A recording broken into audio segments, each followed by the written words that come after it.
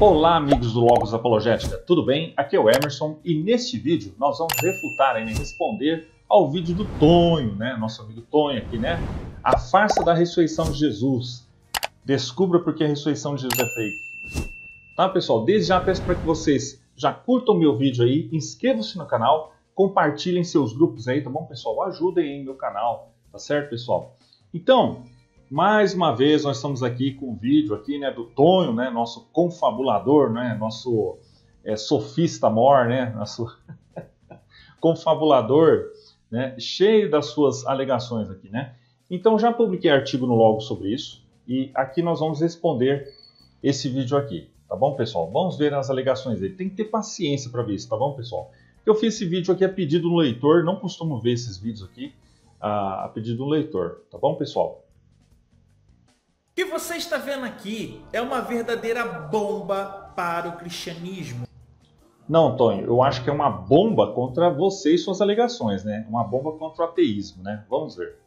Talvez você não esteja entendendo agora no primeiro momento, mas eu tenho certeza que se o seu pastor, o seu padre ou o seu líder religioso favorito estiver vendo esse vídeo agora e vendo essa imagem, ele tremeu na base. Eu sei que você agora está curioso para saber o que isso aqui significa.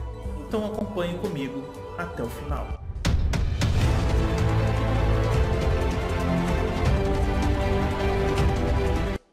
Pessoal, vamos deixar uma coisa bem clara aqui. Nada disso que ele fala é novo para qualquer estudante da Bíblia, tá? Estudioso da Bíblia, tá? E então, a nível acadêmico, então nada disso que ele fala é novo, tá bom, pessoal? Então ele vem trazendo coisa aqui como se fosse a última cereja do bolo, né? Somente para o público dele desinformado, que é formado por moleques, né? Pessoas informadas, com um QI duvidoso, para aceitar essas coisas aqui, tá bom, pessoal? Então nós vamos desmascarar tudo isso aqui, nós vamos ver que nada disso é novo, tá? Então é impressionante, nenhum estudioso antes de 2000 anos do cristianismo soube disso. Somente o Tonho aqui que chegou e descobriu algum segredo, né? Alguma coisa. Não, pessoal, isso é tudo claro, isso não é nada oculto, conspiração, porque conspiração quem faz é esse pessoal aqui, palpiteiro de YouTube, tá bom, pessoal? Então peço para que vocês prestem atenção no meu vídeo, tá bom, pessoal?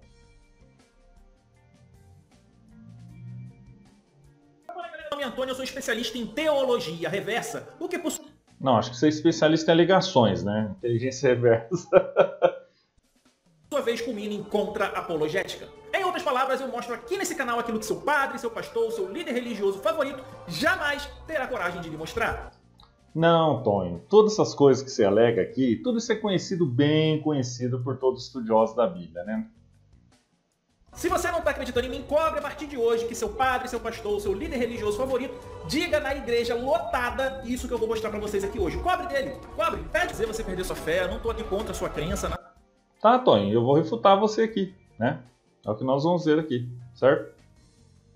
Eu trago para vocês o que é discutido no mais alto nível dentro da academia. E você vai pegar essa informação.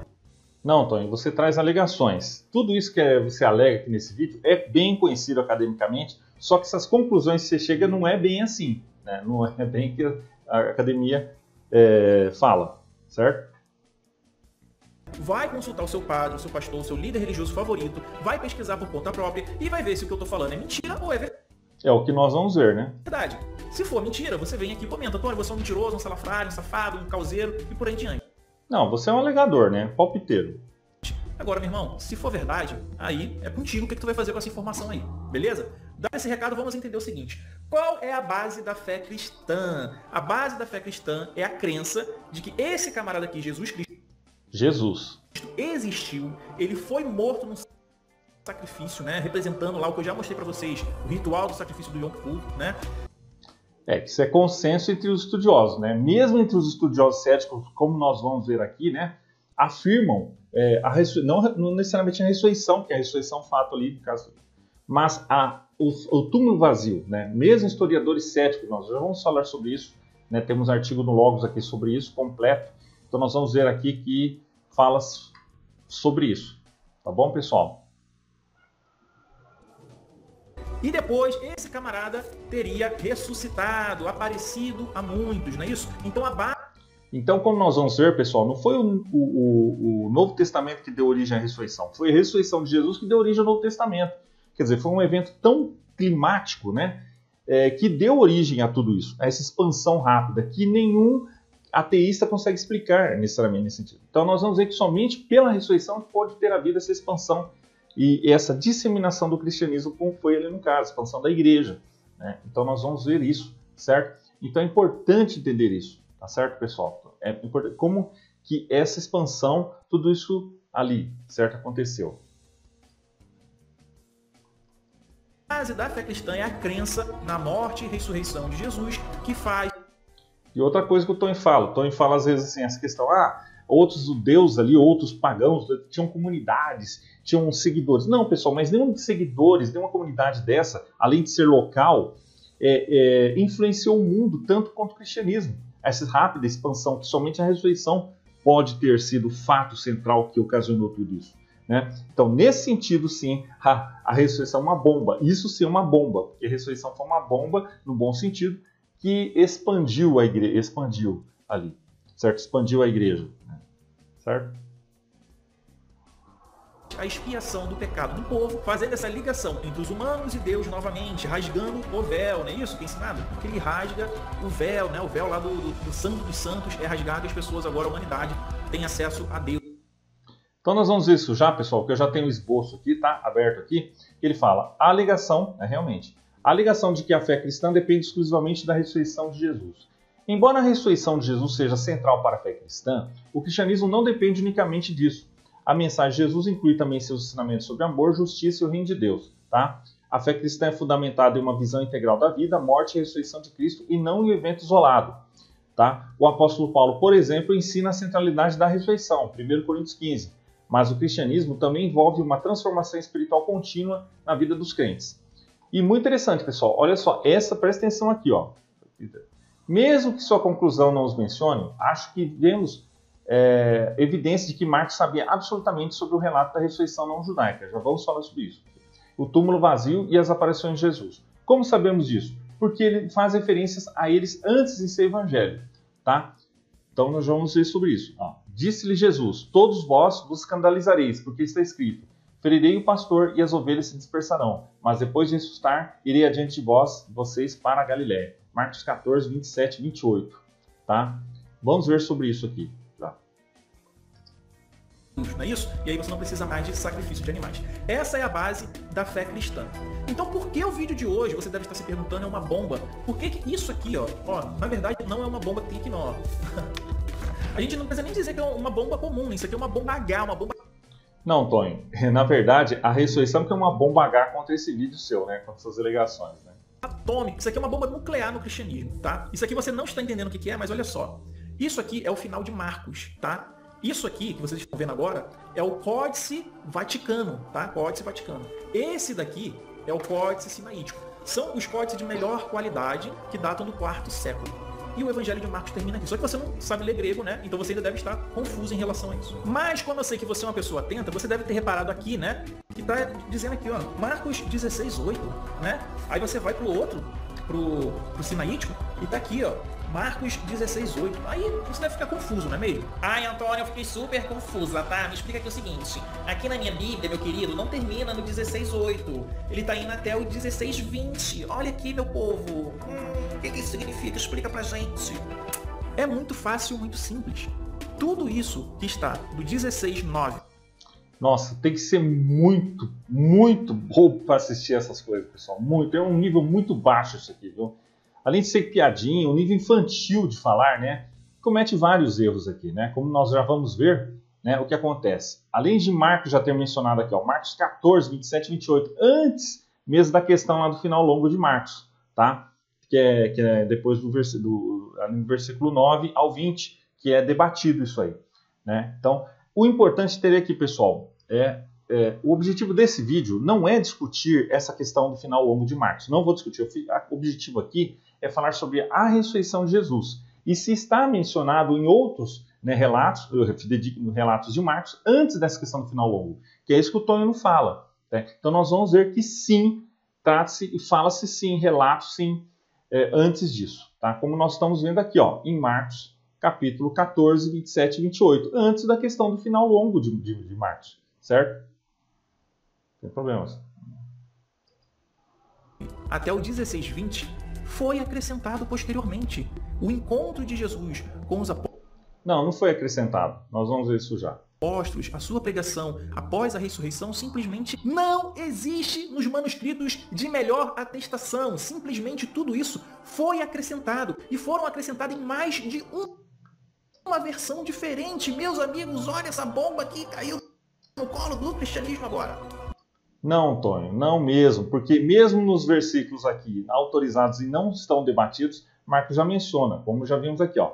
Não há cópias sobreviventes de Marcos que não tenham esses versículos. Não há evidências e, portanto, de que eles foram adições posteriores ao Evangelho de Marcos. Eles são originais. Consequentemente, podemos dizer que Marcos absolutamente sabia dos relatos de Jesus ressuscitado e das suas aparições na Galiléia quando estava escrevendo esse Evangelho.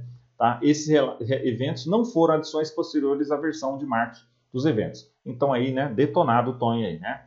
Então aqui, é verdade que muitos estudiosos acreditam que Marcos 16, 9 e 20 pode ter sido um acréscimo posterior com base em evidências textuais. Manuscritos como Códigos Vaticanos, já falamos sobre isso, né? No entanto, o fato de que esses versículos podem ter sido adicionados posteriormente não invalida a autenticidade geral dos evangelhos ou da mensagem cristã. Esse fenômeno é comum em textos antigos e o uso de variantes textuais, como no caso de Marcos, é amplamente documentado em estudos críticos. Muitos manuscritos posteriores incluem o final longo de Marcos, que a tradição cristã preservou ao longo dos séculos como parte do cânon. Além disso, manuscritos antigos como os códigos Alexandrino e Beza incluem o final longo de Marcos, o que mostra que a história de transmissão textual é complexa, não é simplória como esse cara diz, né? Não é simplista. Né? E não diminui a confiança na mensagem do Novo Testamento. O importante aqui, pessoal, é entender o seguinte: a Bíblia é totalmente confiável. Tá? Independente de versões, mas nenhum texto foi alterado, não foi manipulado. Tá? É totalmente remete ao original. Tá? Certo? A verdade é que o final mais longo de Marcos não está presente nos manuscritos mais antigos, já falamos sobre isso. No entanto, isso não invalida o relato da ressurreição por vários motivos. Variedade de testemunhos textuais. Embora alguns manuscritos antigos não contenham o final longo, outros manuscritos como o Códice Alexandrino, o Códice Efraim Rescriptus, que também datam do século IV, incluem esses versículos. Além disso, outras tradições textuais e versões antigas, como a versão latina versus latina e a versão siríaca, também contêm esses versículos. Testemunhos patrísticos. Os primeiros pais da igreja, como Justino Mártir, Irineu de Lyon, citam ou fazem referência a Marcos 16, 9 e 20 em suas obras, o que indica que esses versículos já eram conhecidos e aceitos em círculos cristãos primitivos. Ou seja, isso o Tonho não fala, né? Ele oculta de vocês. Né? Critério de autenticidade. Mesmo que os versículos finais de Marcos tenham sido questionados em termos de origem, a ressurreição de Jesus é confirmada por outros evangelhos, né? Mateus, Lucas, João, que foram aceitos amplamente como autênticos e fazem parte de uma tradição muito antiga. E é isso que nós vamos ver aqui que vai detonar essa alegação do Tonho. Né? A ressurreição também é mencionada nas epístolas de Paulo, que foram escritas décadas antes do Evangelho de Marcos. Como nós vamos ver, é importante vocês entenderem ali, né, o primeiro credo cristão, que Paulo menciona, 1 Coríntios 15, 3, que data de anos depois da morte e da crucificação de Jesus. Tá? Isso é importante ver, tá bom, pessoal? Antes que o Evangelho de Marcos fosse escrito. Tá? Então, aqui nós vamos ver, ó, não há evidências textuais ou histórias que apoiem a ideia de que a ressurreição de Jesus foi uma invenção posterior. Tá? Vamos ver aqui.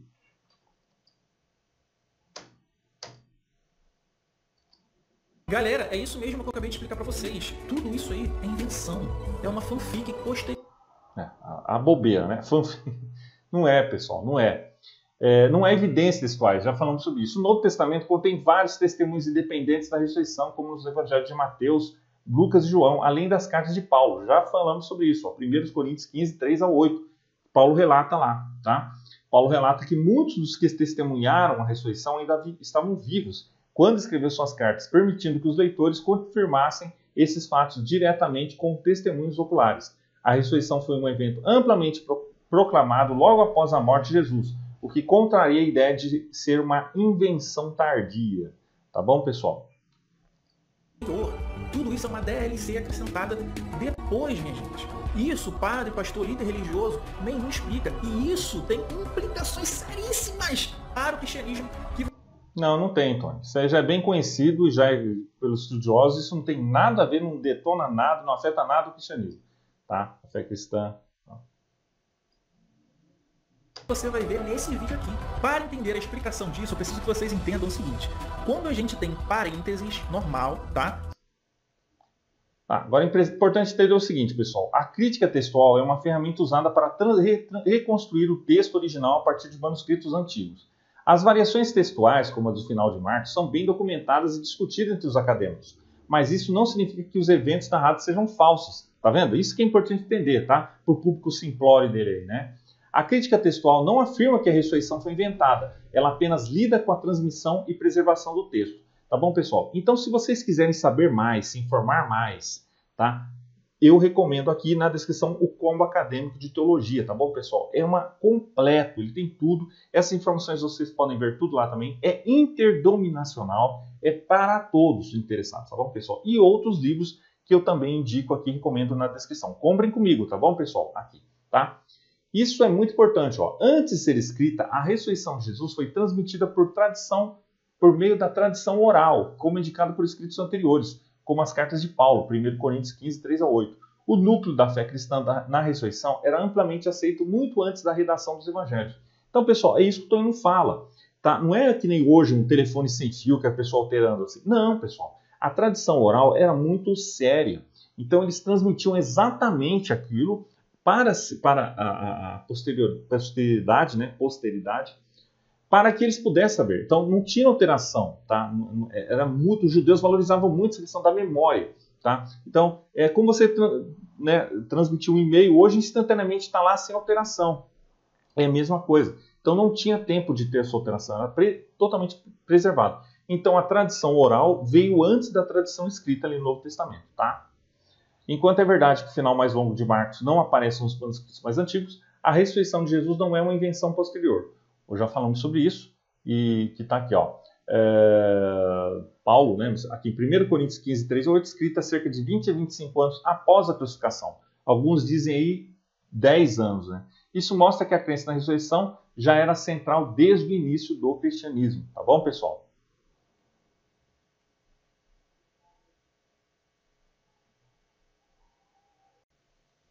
Você tem numa Bíblia, tá? E muitas Bíblias de hoje que você usa em casa possuem partes que deveriam não constar porque fazem parte de um texto receptus, né? Que não foi totalmente retirado da circulação. Então, pessoal, nada disso que ele fala é desconhecido por qualquer estudante sério da Bíblia. Estudante, né? E tudo isso eu já falo aqui nos cursos que eu menciono. Tá bom, pessoal? Então agora nós vamos analisar o melhor material de estudo que nós temos disponível, aquilo que tem de melhor na academia, para você ver que eu não estou mentindo. Eu poderia pegar a minha Bíblia interlinear, porque ela já traz isso. Tá vendo aqui, ó? Ó, um colchete duplo aqui, ó. Tá vendo? Ó? Aqui, ó. Começa e onde termina. Tá? Tudo isso daqui foi acrescentado. Tudo isso não existe. É uma fanfic posterior. Mas, como vocês sabem, o Dr. Rodrigo Silva reclamou de eu ter usado a Bíblia interlinear. Então, pessoal, é importante entender aqui que nada do que ele fala aqui é novo, tá? Nada do que ele fala aqui é novo, já falamos sobre isso, a crítica textual, é importante entender isso, tá bom, pessoal? Vamos ver aqui. Então, o que a gente faz nesse caso? A gente pega, né, o Novo Testamento grego, que é o Nest Alland, para poder fazer aqui a atestação para todos vocês. E como vocês podem reparar aqui, ó, olha só, ó, colchete duplo, beleza? Olha só, colchete duplo aí. Vamos ver aqui onde que vai. Pessoal, não vamos adiantar muito aqui, porque tem que ter muita paciência, é uma penitência ver esses vídeos, né? Então, pessoal, não vamos adiantar muito aqui, muita coisa, né? Vamos apenas adiantar o seguinte, já falamos sobre crítica textual. O objetivo aqui é o quê? Não é falar sobre a questão do final logo de Marcos, ou onde termina. O objetivo aqui é falar, mostrar para vocês que essa ressurreição de Jesus já é mencionada em outro lugar, anteriormente em Marcos. Mesmo antes desses versículos do longo, tá bom, pessoal? Então isso aí tudo já detona, já transforma em farelo esse vídeo do Tony, tá bom? Então é importante entender isso aqui, tá bom, pessoal? Tá? Então vamos ver aqui mais para frente. Fala aqui. E o Vaticano, eles terminam sem ter esses acréscimos. Olha que loucura, hein? Que doideira, hein? Vamos continuar aqui. No manuscrito bobiense da antiga latina, no manuscrito da siríaca, em mais ou menos 100 manuscritos armênios e nos dois mais antigos manuscritos georgianos, Clemente de Alexandria e Orígenes, segundo e terceiro século, não dão mostras de que sabiam da existência desses 12 versículos. Ah, tá bom, pessoal. Então, quer dizer, só porque ele não mencionou, significa que o trecho de Marcos longo ali não existia. Não é bem por aí, né, pessoal? Esse Tonho é muito... Ele tira ali, distorce tira do contexto, né? Nada disso, pessoal. A ausência de evidência não é evidência de ausência, tá? É importante entender isso, tá? Então, nós vamos falar sobre isso. Quarto e quinto século afirmam que esses versículos estavam ausentes de quase todas as cópias gregas de Marcos que eles conheciam.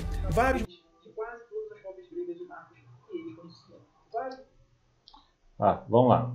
Eusébio, né? E Jerônimo. É verdade que Eusébio e Jerônimo notaram a ausência desses versículos em alguns manuscritos gregos, mas eles também reconheceram que o final longo de Marcos foi amplamente aceito em muitas tradições, tá bom? O Tonho não fala, né?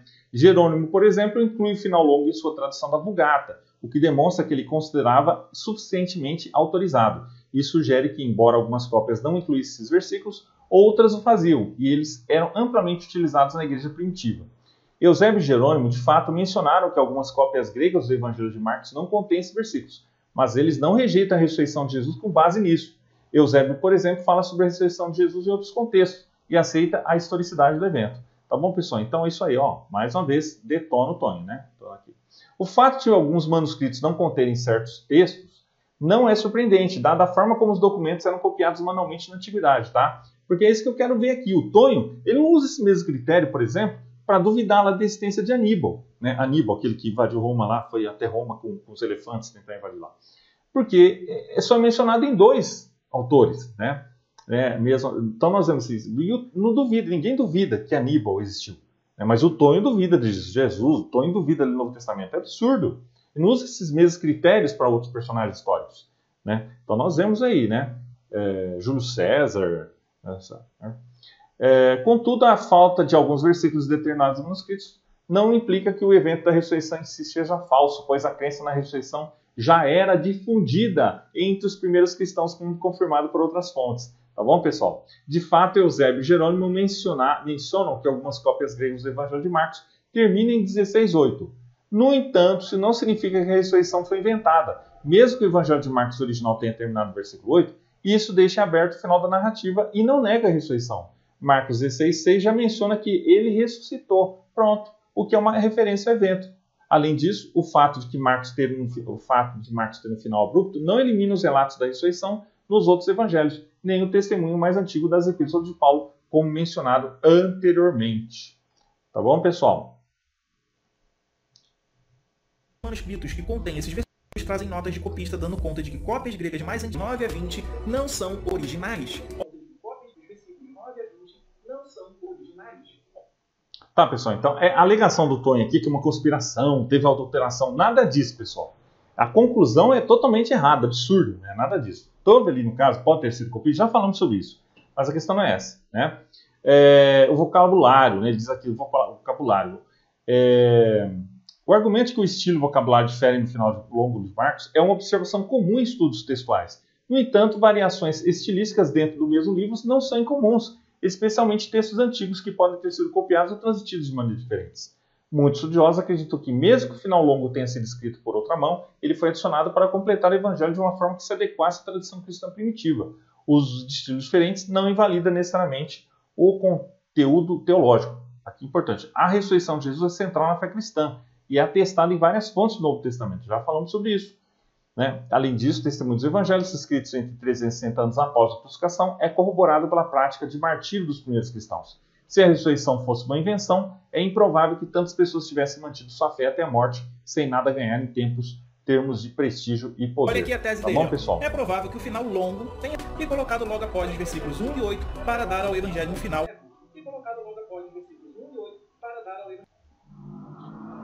Tá, mas o que o Tonho não fala aqui, né? Ele fala sobre Bruce Metzger, ele vai citou aqui, tá? Mas ele não fala que o Bruce Metzger falava sobre a confiabilidade das escrituras, né, do Novo Testamento. Então ele diz o seguinte aqui, ó. Ele afirma, as obras de vários autores, né? O Bruce Metzger, professor emérito de língua e literatura do Novo Testamento, né? As obras de vários autores antigos são preservadas para nós pelo fio mais fino possível de transmissão, né? Então ele dá 3 exemplos diferentes, pertinentes, né? A história de Roma, de velhos patérculos, que sobreviveu até os tempos modernos por meio de apenas um manuscrito como incompleto, né? O manuscrito foi posteriormente perdido no século XVII após ser copiado por Beato Senanos em Amerbar. Um segundo exemplo são os Anais, o famoso historiador Tácito, cujos primeiros 6 livros estão em um único manuscrito datado do século IX. Certo, pessoal? Então tem muito mais aqui, ó, outros exemplos. Então, pessoal, isso ele não fala, né, da confiabilidade dos textos bíblicos, que são habitualmente transmitidos, tá, pessoal? Totalmente, corretamente transmitidos. Certo? Acadêmicos que trazem essa informação, então não sou eu que estou mentindo, então não sou eu que estou falando, isso aqui é um material acadêmico, religioso, material cristão, tá? Vocês podem conferir por conta própria, consultem o seu material cristão, tá? Vocês podem conferir. O padre e o seu pastor, a sua conclusão disso. Que é equivocada. Se não aprenderam, tem que voltar para a escola, beleza? Agora, nesse meu outro material aqui, ó, a crítica e o texto do Novo Testamento, a gente vai vir aqui, ó, e vai ver os finais de Marcos, né? O primeiro final de Marcos, vamos ver aqui, ó. Lembrando que essa daqui é uma tradução literal, então fica meio confuso, tá? Porque é uma tradução meio que interlineada do texto. Isso aí não fugiram do seu... Tá, pessoal, aqui vai a balela de sempre, né? Vai continuar falando que... a questão não é o longo final de Marcos. Aqui o balé que ele alega, né? O balé que ele conclui. Não é o final longo e o final curto, não é. A questão é que a ressurreição de Jesus já é mencionada anteriormente em Marcos. Já é mencionada, como nós já vimos aqui, já é mencionada antes aqui em Marcos, certo? Vou falar sobre isso, você vai falar aqui sobre o templo e tal, né? Mesmo que os versículos finais de Marcos não fossem parte do texto original, isso não afeta a mensagem da ressurreição, que já está claramente presente nos outros evangelhos, já falamos sobre isso, nas cartas paulinas. Portanto, a ausência ou presença desses versículos não altera a essência da fé cristã, que é amplamente atestada por múltiplas fontes dentro do Novo Testamento. Antônio Miranda afirma que o final longo do Evangelho de Marcos foi uma adição posterior, sugerindo que sem esse trecho não haveria menção da ressurreição de Jesus no Evangelho de Marcos, enfraquecendo a historicidade do evento. Como nós já vimos, detonamos isso aí já, né, no caso, né? Então ele vai falar aqui, tentar falar que tem 4 finais, etc. Tudo isso aí não é novidade, né, pessoal? Vamos ver aqui no caso, né? Para que eles possam voltar para a verdade e não pequem mais e possam herdar a glória espiritual e incorruptível da justiça que está nos céus. Agora, depois de ler esses livros, né? E o comitê de especialista julga que do versículo 9 ao 20 é complicado, tá? Ficou complicado agora aí para os líderes religiosos, para os estudiosos. Isso é um debate amplo demais na academia, tá? Porque se realmente a ressurreição de Jesus é um acréscimo, né? As implicações disso, cara, para o cristianismo é terrível. Significa muitas coisas. Por exemplo, que a comunidade Não, Tony, isso não é desconhecido. Nada disso que você está falando é desconhecido, tá? E ele falando aqui do versículo 8. Mesmo antes do versículo 8, Marcos já fala que Jesus ressuscitou. Então já detona tudo isso aí dele. Aquilo que você vê em filme, aquilo que você vê em novela, em teatro, aquilo que você vê contado nas igrejas, tudo caô, tudo mentira. Não, são esses vídeos palpiteiros de YouTube que são. Beleza? Vamos entender as implicações disso agora. Bom, além daquilo que eu já mostrei para vocês, vamos ver o que o Bart Ehrman fala sobre isso. Ele vai dizer aqui o seguinte, ó. Ele vai citar Bart Ehrman, né? Que ele gosta de citar só as partes que interessam, mas ele não fala de outras partes também importantes, não é verdade? Agora vamos ver aqui realmente que Metzger e Ehrman concluem juntos nessa obra revisada, né? Nessa obra aqui, né? O texto do Novo Testamento de Metzger, né? Vamos ver o que ele fala aqui, né? Ehrman e Metzger afirmam que naquele livro que podemos ter um alto grau de confiança que podemos reconstruir o texto original do Novo Testamento, o texto que está nas Bíblias que usamos, por causa da abundância de evidências textuais que temos para comparar. As variações são em grande parte menores e não obscurecem nossa capacidade de construir um texto preciso. A 4ª edição dessa obra foi publicada em 2005, o mesmo ano em que Ehrman publicou o Scott in Jesus. O que Jesus disse, o que Jesus não disse, tudo mais, né? Que se baseia no mesmo corpo de informações e não oferece nenhuma evidência nova ou diferente para afirmar a conclusão oposta. Ou seja, o Tony não fala isso, né? Ele não fala que Bart Ehrman mesmo afirma que todos os livros do Novo Testamento foram escritos no século I, né? Ele não fala isso, né? Um material acadêmico de primeira qualidade. Não, o Tony banaliza esse termo consenso acadêmico, né? Porque ele não menciona que consenso acadêmico também, historiográfico, né? Os historiadores, ninguém duvida da existência de Jesus Cristo, né? Ninguém duvida da influência da Bíblia para o mundo ocidental, ninguém duvida, né? Só esses palpiteiros de YouTube miticista que ninguém leva a sério, esse público infantil dele aqui, que leva a sério esses vídeos. Que absurdo, né? Então nós vemos que o consenso, sim, acadêmico, realmente leva a sério, né, a Bíblia. Então, nem adianta vir com ginástica mental, malabarismo mental, exercício exegético, hermenêutico.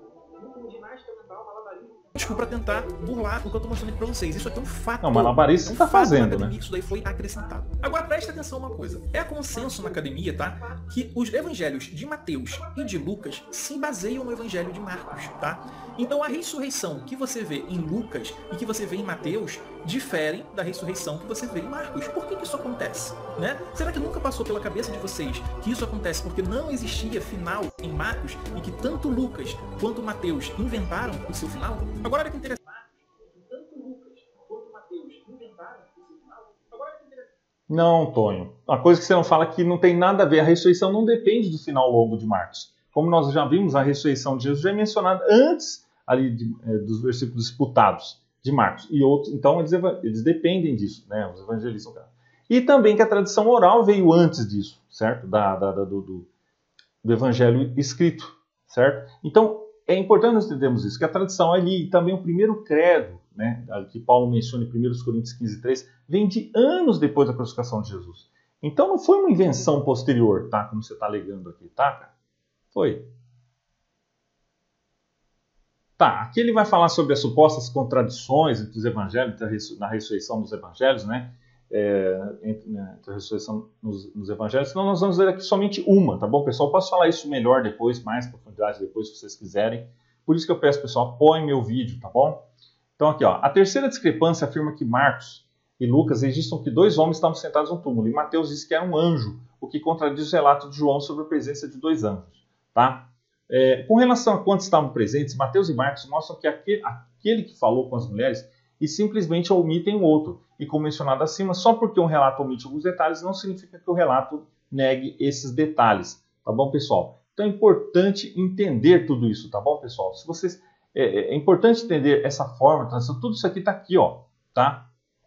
Que vocês podem entender como esses textos eram transmitidos corretamente, tá bom, pessoal? É importante ver isso, tá? Uma solução é que Lucas e Marcos usaram o antigo recurso literário de compressão de tempo. Olha só que interessante, pessoal. Então, tudo isso nós já falamos, tá bom? Nós já vamos falar sobre isso com mais profundidade. Aqui, tá bom? Nós vemos aqui. Madalena foi a...